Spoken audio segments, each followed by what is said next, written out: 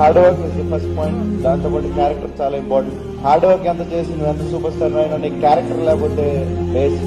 కష్టపడి పనిచేసే వాళ్ళు ఎప్పుడైనా సక్సెస్ అవుతారు. అంత కష్టానికి నిదర్శనం ప్రభాస్. చిన్న పెద్ద అని లేకుండా ప్రభాస్ అందరినీ darling అనిపిస్తాడు.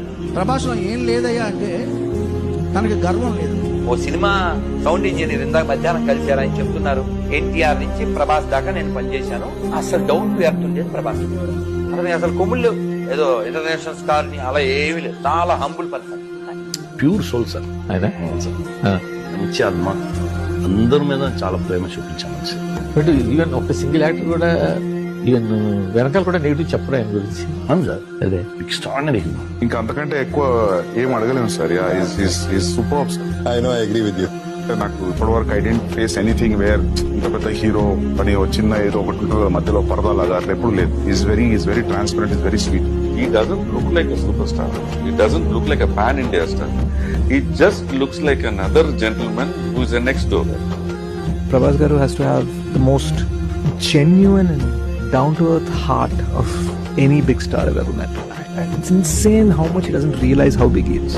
Prabhas sir or a star who doesn't know how big he is. Yes. He's like Lord Hanuman. He doesn't know his own strength. Such a big star, but is very humble. He's happy for others' success.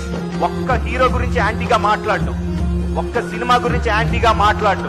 ప్రతి director గురించి మంచిగా మాట్లాడతాడు, ప్రతి artist గురించి, ప్రతి hero గురించి మంచిగా మాట్లాడతాడు. నిజంగా ఈశ్వర్ సినిమాతో వచ్చిన మీరు ఇప్పుడు సాహో ఏ రేంజ్ లో రిలీజ్ అవుతుందో అందరికీ తెలిసి ఎక్స్పెక్టేషన్స్ మధ్య రిలీజ్ అవుతుంది. కానీ మేము అందరం యునానిమస్ గా చెప్తాము, ప్రభాస్ గారిలో మేము ఇంత చేంజ్ కూడా చూడలేదు, ఇంత యాటిట్యూడ్ లేదు. మేము స్టార్టింగ్ లో మిమ్మల్ని ఎలా చూసామో ఇప్పటికీ అలాగే ఉన్నారు. అంతే హంబుల్నెస్, అంతే నెమ్మదిగా మాట్లాడారు. బయట చాలా మంది ఉన్నారు, వాళ్ళందరికీ రియలీ సారీ. నా ఫ్యాన్స్ కి సారీ.